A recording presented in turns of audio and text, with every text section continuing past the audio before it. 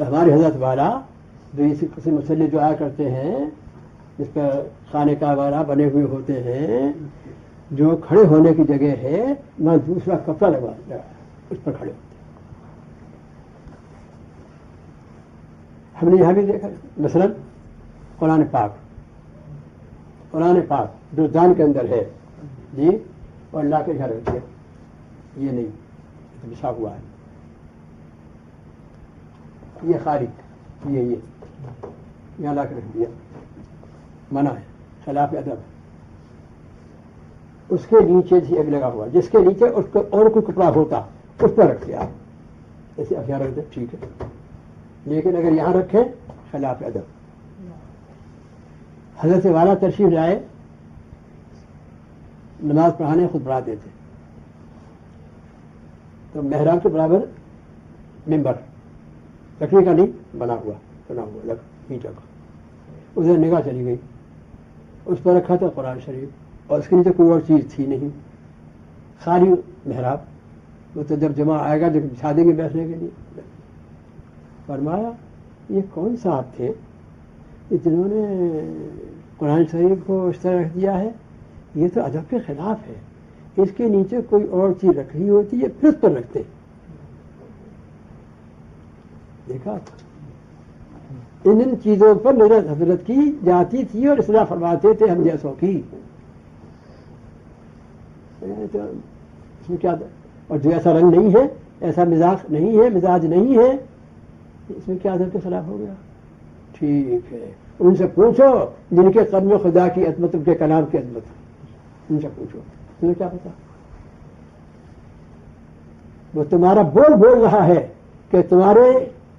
دل کے اندر وہ عظمت ہی نہیں ہے۔ اگر عظمت ہوتی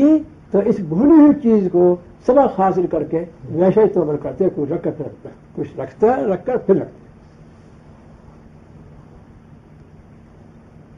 خلاف ادب۔ حضرت حاجی صاحب آپ کالے رنگ کا جوتا کیوں نہیں پہنتے؟ کسی نے پیش کیا، میں نے ارے بھائی بیت اللہ شریف کا غلاف سیاہ ہے، کچھ طبیعت چلتی نہیں ہے اس کے پہننے کے لیے۔ تو یہ نہیں کہا جا رہا کہ ناجائز ہے یہ، لیکن یہ دیکھو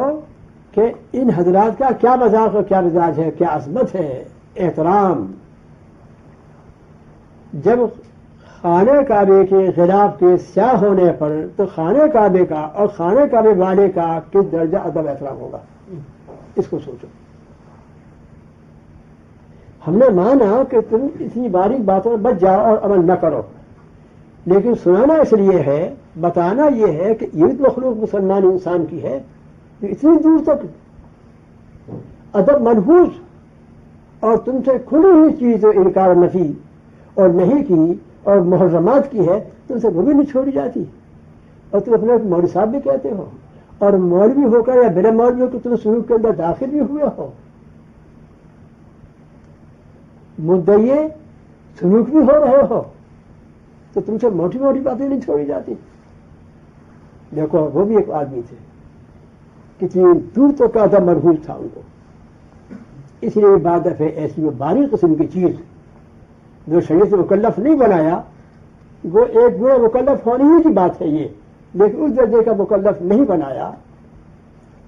لیکن غیرت دلائی جا رہی ہے کہ تمہیں کیا ہو گیا؟ انہوں نے سلوک طے کیا تھا، محمد حاجی صاحب واقعہ سنا ہے یہاں پہ، وہی سلوک طے کیا تھا، حاجی صاحب سنا وہی سلوک طے کیا تھا۔ اس سے اور اگر باریک باریک آپ حضرات کو سنا دیا جاوے تو نماز میں کیا کیا کہنے لگو۔ میں آپ لوگوں کو نہیں کہہ رہا، ذرا غیرت کرو، ذرا شرماؤ، ذرا سوچو تو صحیح کہ وہ بھی تو امتی تھے، صحابی نہیں تھے، نبی نہیں تھے، تابعی نہیں تھے، تبع تابعی نہیں تھے، آج کل کی زندگی کے بارے میں مسلمان تھے کہ جن کا اتباع سنت کے درجے کا تھا، محرمات کا سوال پیدا نہیں ہوتا، اور تم سے تو کھلی کھلی محرمت نہیں چھوٹتی، اور مدعی سلوک و سالک بنے ہوئے ہو، مدعی سند لے کر مولوی صاحب بنے ہوئے ہو،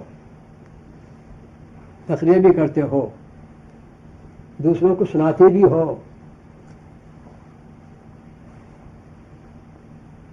ہاتھ والا نے سنایا،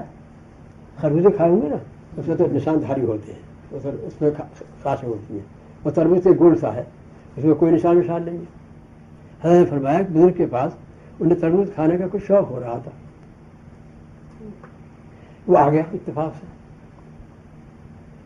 وہ خادم خاص تو ہوئے ان کے پاس، وہ ہمیں آج تک کوئی نہ ملا، یہ الگ بات ہے، تو چھوٹوں کا ملتا ہے، دوستوں کا ملتا ہے، یہ سب دوست ہوتے ہمارے،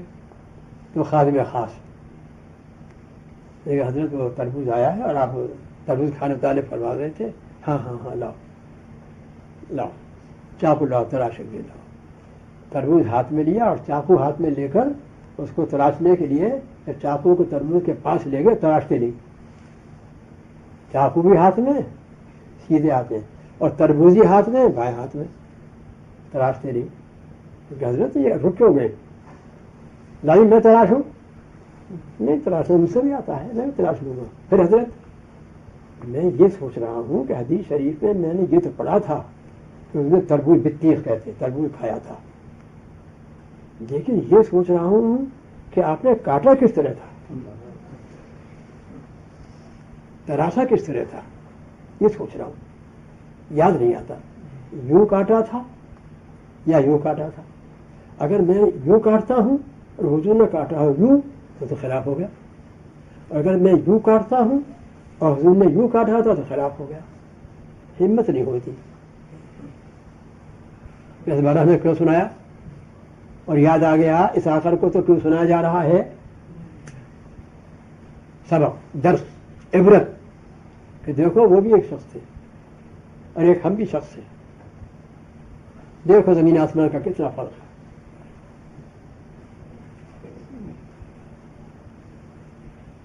اگر یوں نہیں کر سکتے تو اللہ کے بندے یہ تو نہ ہو جو کھلی کھلی چیز ممنوعات میں سے محرمات میں سے ہے، کھلی کھلی چیز جو سنتوں کی ہے، اس میں کوئی زور بھی نہیں پڑتا، کچھ ایسا نقصان بھی نہیں ہوتا، تم سے وہ بھی نہیں ہوتا، تم سے کھانا بھی کھانا نہیں آتا، جب کھانا کھاتے تم کو پیاس لگی تو الٹے ہاتھ سے پانی پی رہے ہو، واہ مولوی جی واہ، واہ سالک صاحب واہ، واہ بھائی مومن مسلمان واہ، الٹے ہاتھ سے پی رہے ہو۔ دیکھا ہم سے تو کیا نہیں آتا، کھانا تھا، کھانا کھانا بھی نہیں آتا ہم سے، تو پانی پینا بھی نہیں آتا ہم سے، تو اور تو باتیں بات کی ہیں، جو دن رات کی معاشرتی زندگی ہے، یہ اس کو معاشرت کہتے ہیں۔ نہ پہننا ہم سے آتا ہے، نہ کھانا ہم سے آتا ہے، نہ پینا ہم سے آتا ہے، اس پر جانچو اپنے کو۔